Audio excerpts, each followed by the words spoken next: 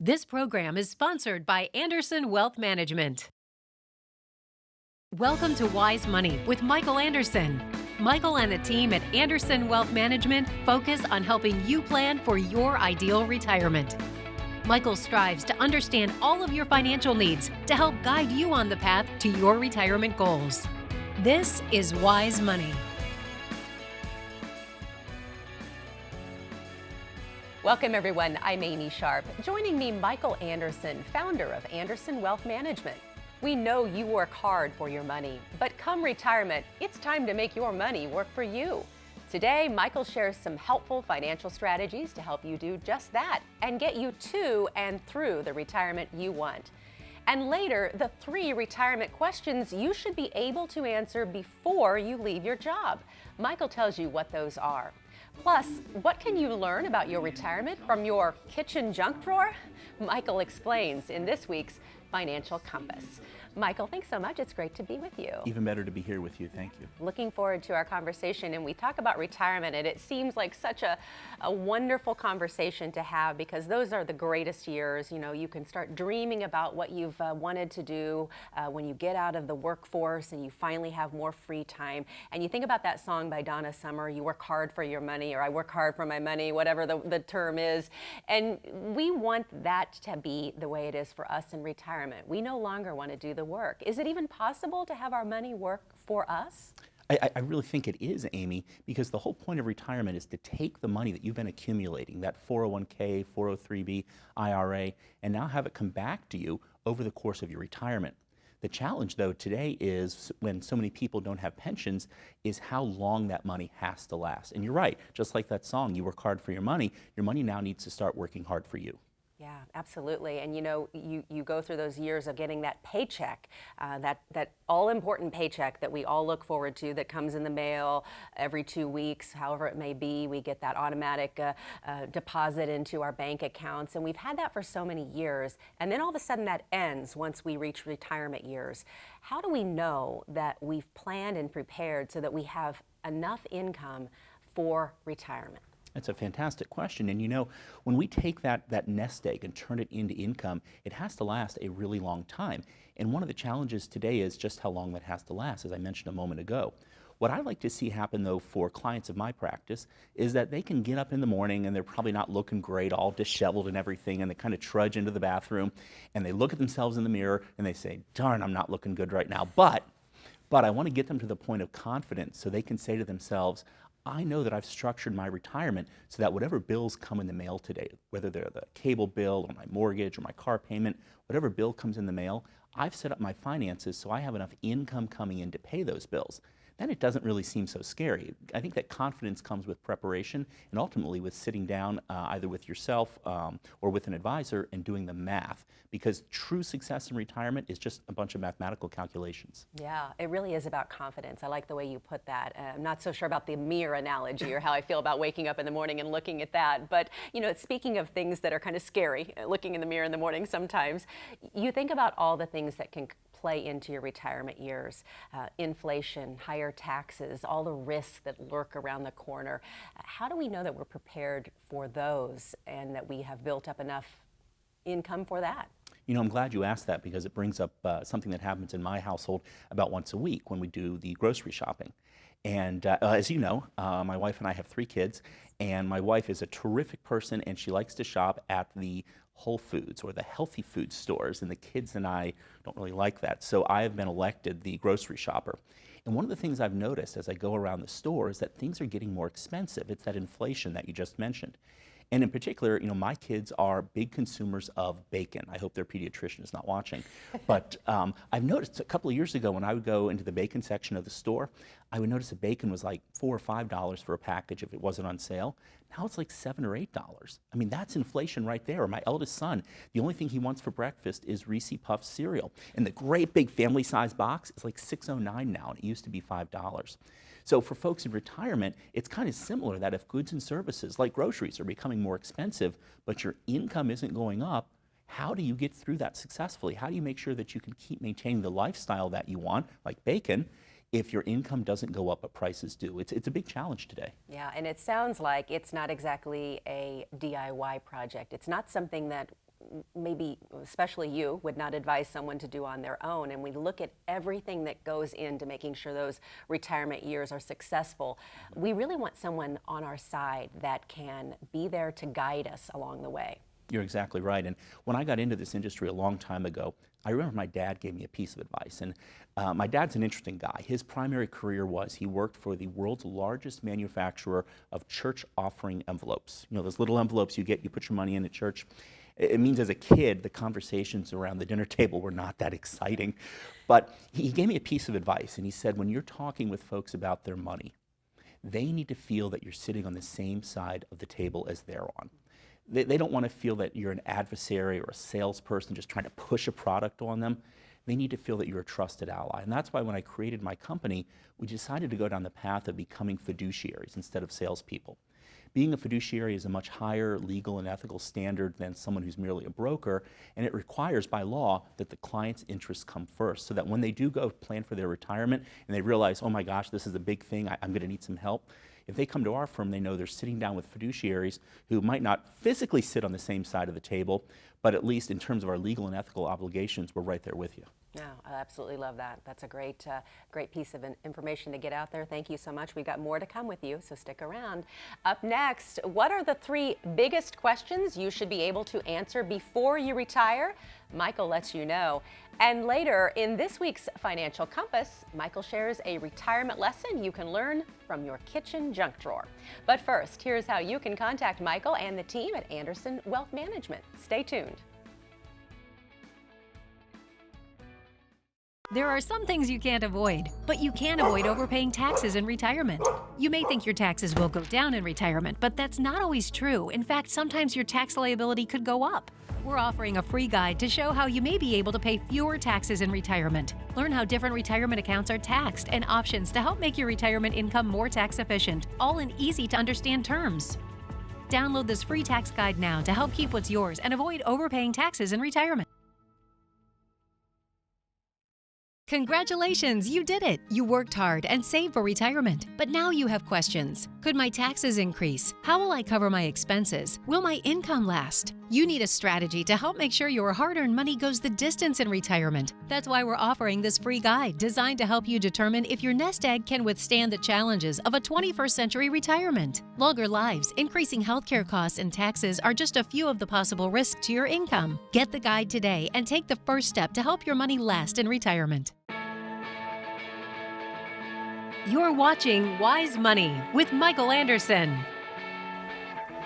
Glad you're with us today, everyone. And Michael, glad to have you back with me. We've got lots more to cover on the show today. And one thing I want to point out before we get into this next segment is at Andersen Wealth Management, I know you really make it a focus to educate your clients, because you say if you're well educated, you're going to make well-informed decisions. Is that correct? That's exactly right. I think in general in life, when you're going to make a decision, it's better to be educated rather than wing it. And when it comes to a 30-year or potentially longer retirement, by gosh, I would prefer that I make decisions from being informed rather than just rolling the dice and seeing what happens. Yeah. So once we get to retirement, we have a lot of decisions to make. And for now, we're going to focus in on just 3 very important questions that we need to ask ourselves before we decide whether we're ready for retirement. Because quite honestly, there are some things to take into account before we even reach that stage. You're exactly right. And in fact, when people come into my office, here's what happens. They come and they sit down in the conference room, you have the small chat about whatever, and then I'll sit down and I'll say, okay, we're here to plan for retirement. And they'll say, yeah. And I say, at what age would you like me to plan for you to retire? And you want to know something real funny that happens? They oftentimes have never thought about it, or if you've got a husband and a wife coming in, they never talked about it. I mean, you'll have people who've been married for 40 years, they can complete each other's sentences, but they don't know when they're going to retire. They've never talked about it. And so we've got to establish that. And it's not the same for everybody. You know, some people want to retire at full retirement age for Social Security. Some people want to retire that very day. It depends on what their goal is, and then looking at the math to see if we can make it happen. And when you have a married couple in front of you, making sure that they ultimately end up on that same page. It becomes a little bit of a counselor issue at that point, doesn't it? Sometimes it really does. And in fact, you'll hear the spouses say different ages that they want to retire. One of the things I've observed over the years is, say the husband says he wants to go at 62 and the wife says she'll work to 65. Well, when he's at home all day at age 62, and she still has to get up at 5:30 and go to work, it becomes real attractive for her to hurry it up and join him in retirement sooner than that age that they told me. Okay, we've got the second big question that we need to ask ourselves before we are ready for retirement. What is it? That, of course, has to deal with taxes. Taxes are a necessary evil. But I'll tell you something, when I do seminars and I don't know the people in the room, I like to ask them questions in the beginning to get them to raise their hands. And I'll ask people, raise your hand right now if you would willingly and happily pay more in tax. You want to know how many hands go up? Like crickets, kind of. Pretty much, yeah, pretty much zero.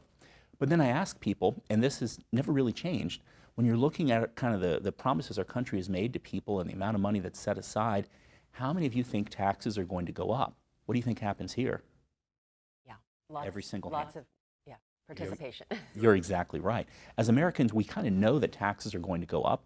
Whether it's right or wrong, I'm not here to adjudicate today, but I am here to say that when people send more money to Washington or to Annapolis, or if they live in Delaware to Dover, that means by definition they don't have that money for themselves.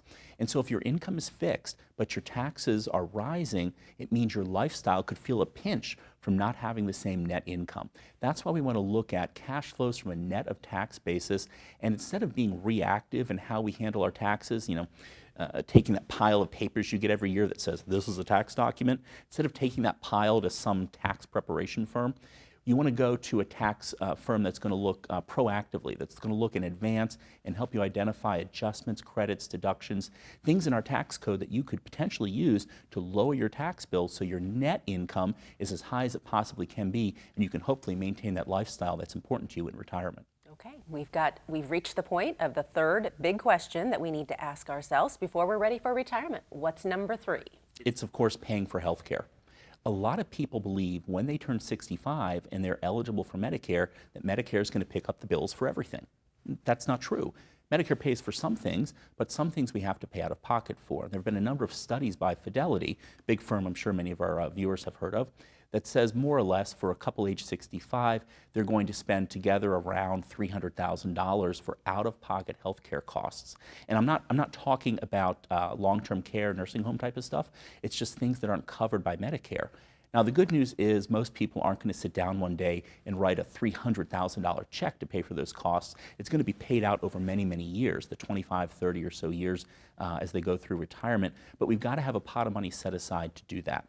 Now, it's not a lot of fun to tell someone, let's take part of your life savings and put it over here for health care only.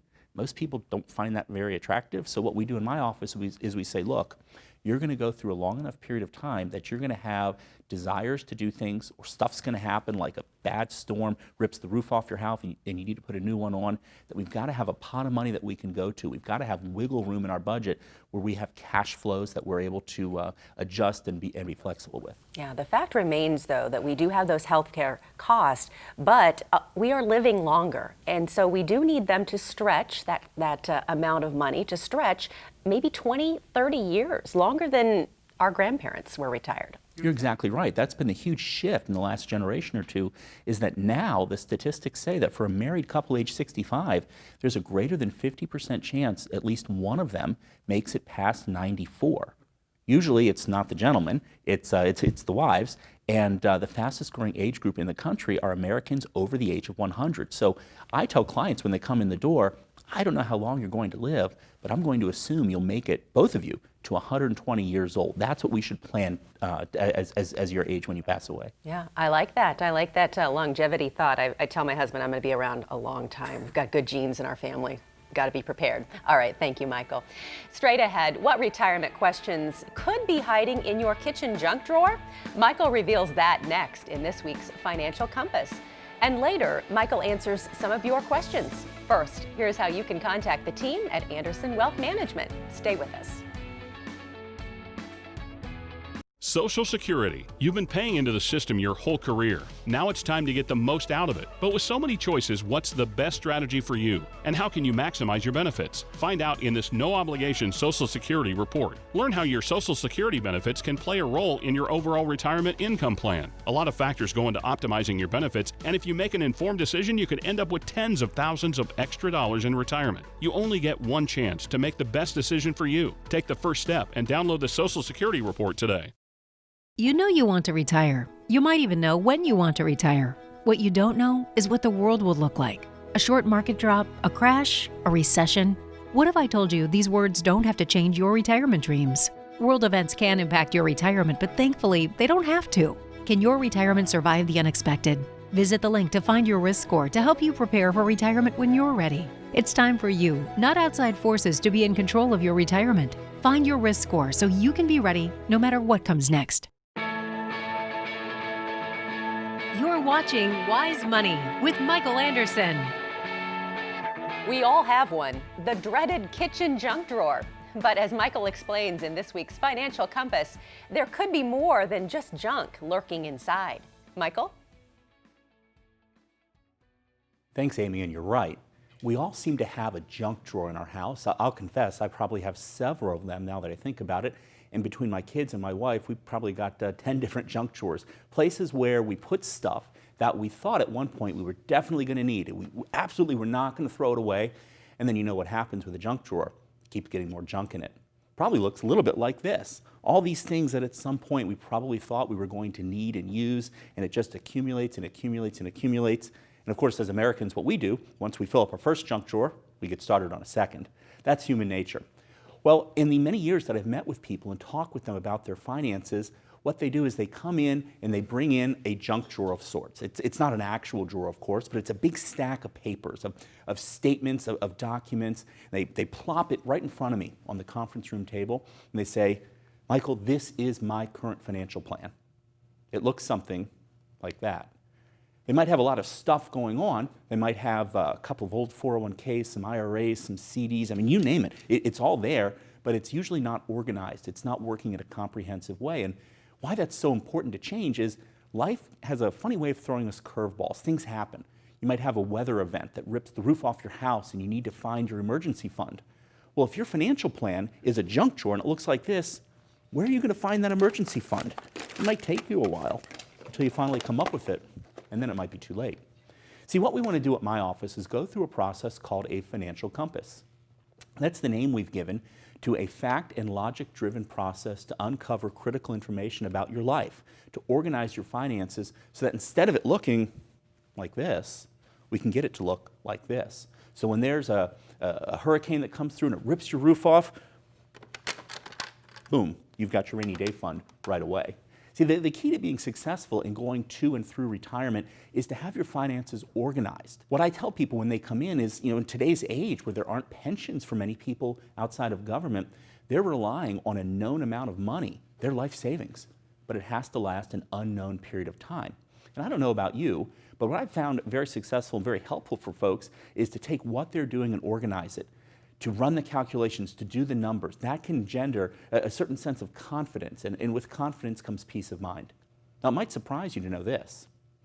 Everything that you see over here in this junk drawer, every single thing, all this nonsense, has been organized, and it's the exact same stuff over here. It's exactly the same.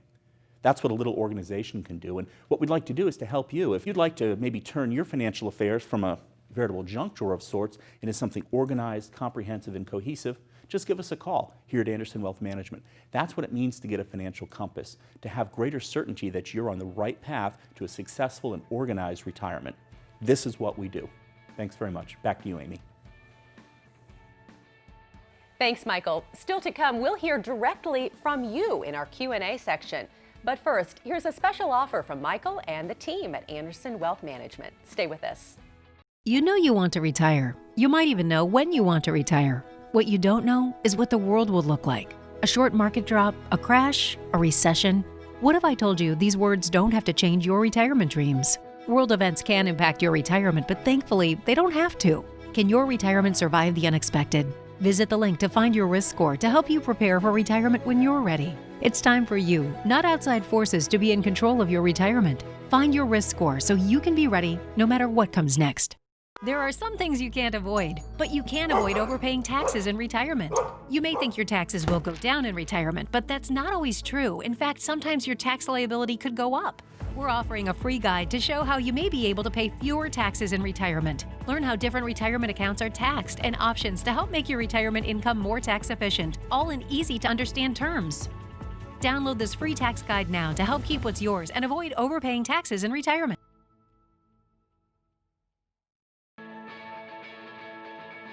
You're watching Wise Money with Michael Andersen.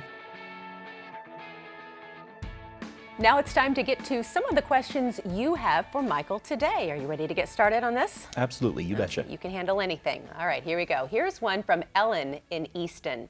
Is it a good idea to have my investments, taxes, and legal documents for my estate all handled by the same firm? That's a great question, Ellen from Easton. Appreciate that she asked that, and the answer could be yes or it could be no.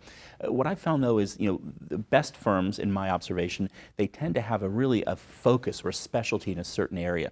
They do just one of those things, whether it's investments or taxes or legal planning, but then they have partnerships or relationships with other firms that specialize in a different area. I don't think it would be genuine of me if I were to say, hey, look, I do primarily investments, but I'll also do your taxes and your legal stuff. I'm not trained to do that, and we don't have people on staff who are. So I think the best way to do it is ultimately do what you're comfortable with, but look to firms that have areas of specialization, but who also have relationships with firms in other areas, and then obviously have somebody be the quarterback who can kind of tie it all together for you as part of a comprehensive plan. Yeah, build your best team. Surround yourself with good people. Right? Exactly. I think that's one of the keys. And in fact, I look at my own company, and my company is very successful. I'm proud of it, but it's not because of me. It's because of the people who I have the privilege of working with, and finding those people and identifying them. It's been one of our biggest challenges, but it's also been the reason why I think we have a fantastic company. Okay, let's get to another question. This question is from Chris in Salisbury.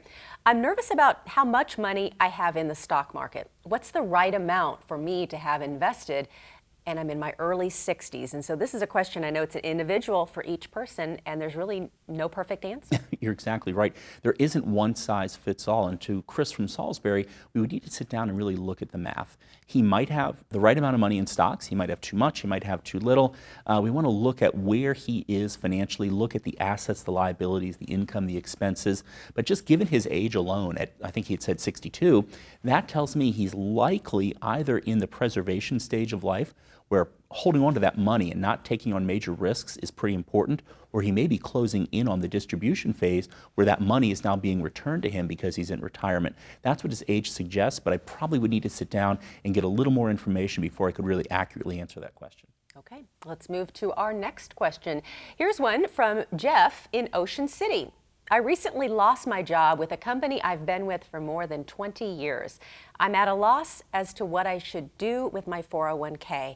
Can you help? And this is a question a lot of people have when that comes and they lose their jobs. Where does that 401k money go? What do I do with it? It's a great question, but first of all, Jeff, I'm sorry you lost your job. I know, when that happens, it can really be devastating, and I hope you and your family are okay.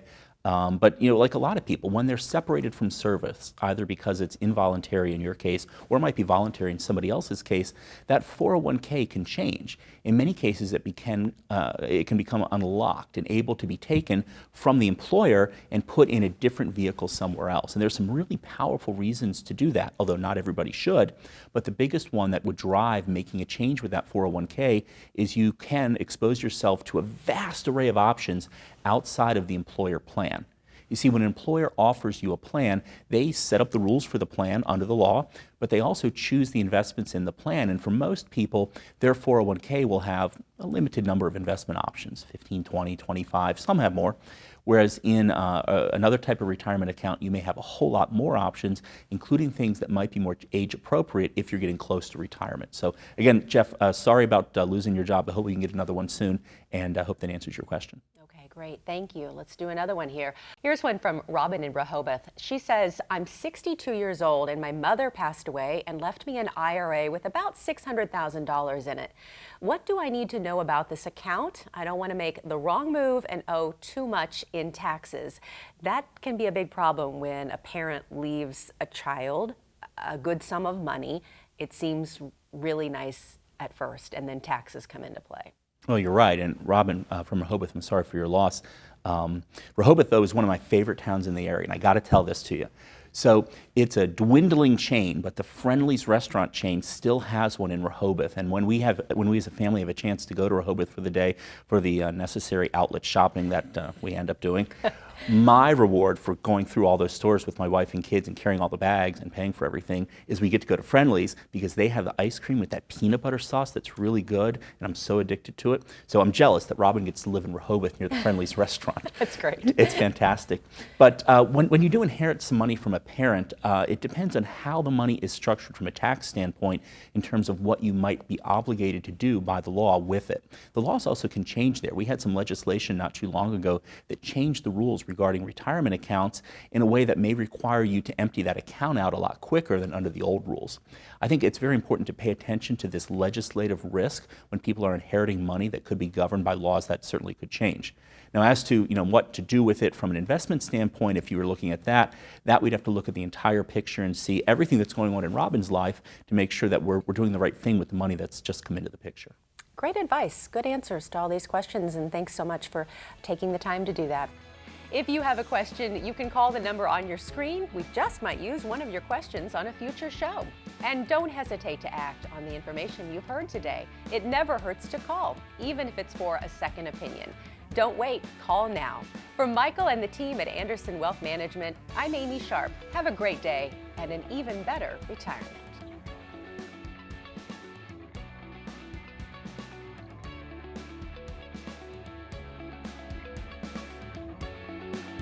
This program was sponsored by Andersen Wealth Management.